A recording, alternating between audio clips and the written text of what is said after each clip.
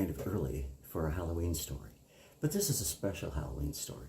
It's about a little girl, and it's about a group of Indians, and it's about a talkative parrot.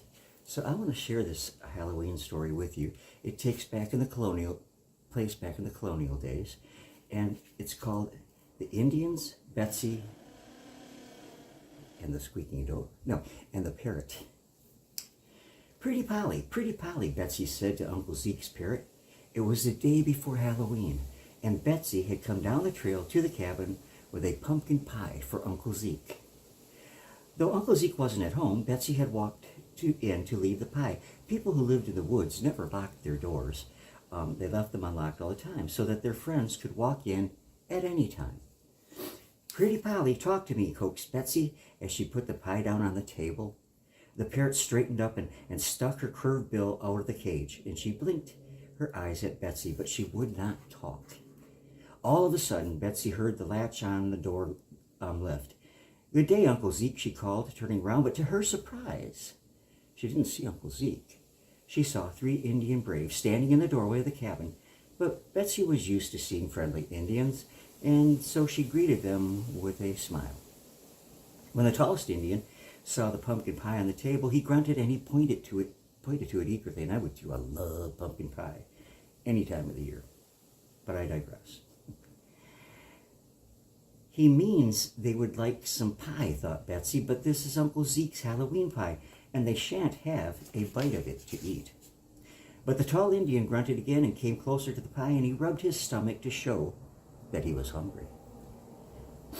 Now, well, said Betsy to herself, I believe I shall have to give each Indian a piece of pie. I hate to do it, but half a pie will still be left for Uncle Zeke. And at once she picked up a long, sharp knife to cut the pie. The instant the Indians spied the knife, they jumped back from Betsy in fear.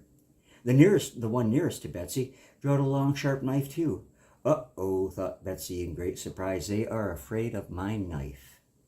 Those 3 big Indians, they're afraid of me. To show the Indians that she was friendly, Betsy smiled and laid down the knife. Then the Indian put away his knife and rubbed his stomach again to show how hungry he was.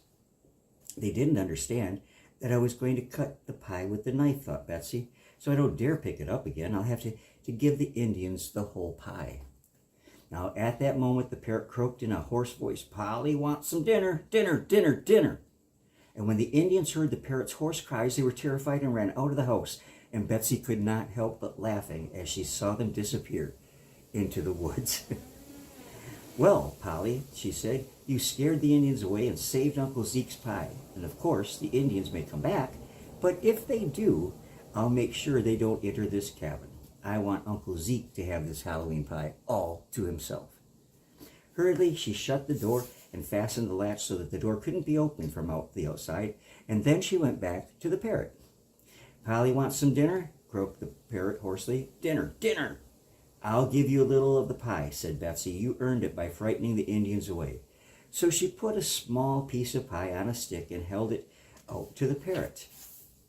Just then, she heard scratching and tapping at the window, and she looked up and she saw the same 3 Indians peeking through the window, and they were pointing at Polly and shouting some Indian words that Betsy did not understand, and they kept repeating the same words over and over and over. Now, all at once, Polly began to squawk again. Polly wants some dinner, she cried. Dinner, dinner, dinner. But the Indians were no longer frightened by the parrot's hoarse voice. They kept peeking through the window, pointing at the parrot and repeating the Indian words. Well, they were still at the window when Betsy heard the door latch clicking. Someone was trying to open the door, and the next moment, Uncle Zeke called, Who's in there? Let me in. Oh, I'm glad Uncle Zeke is back at last, Betsy said to herself, and she ran to unfasten the latch so that Uncle Zeke could enter. I see that you have some visitors, said Uncle Zeke when he spied the Indians who were beginning to tap on the window once again. They were not going to be put off. They wanted some pie. And he looked very much amused as he asked him, What is the reason for keeping your red-skinned friends outside? Well, they wanted the pie that Mother made for you, explained Betsy. But the parrot frightened them away.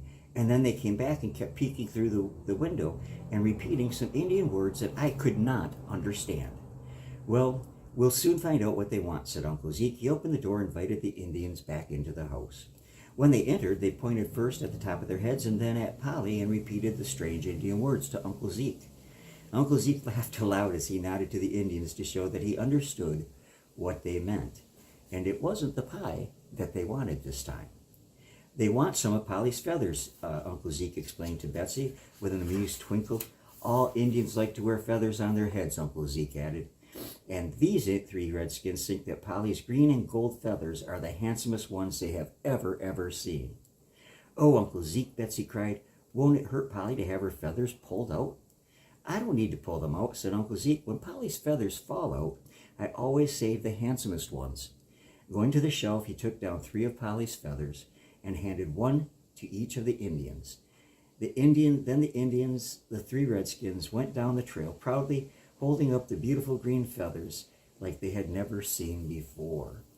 And that is a story. And I think it's, it's a good story. I like it. And it's from this book, More Streets and Roads.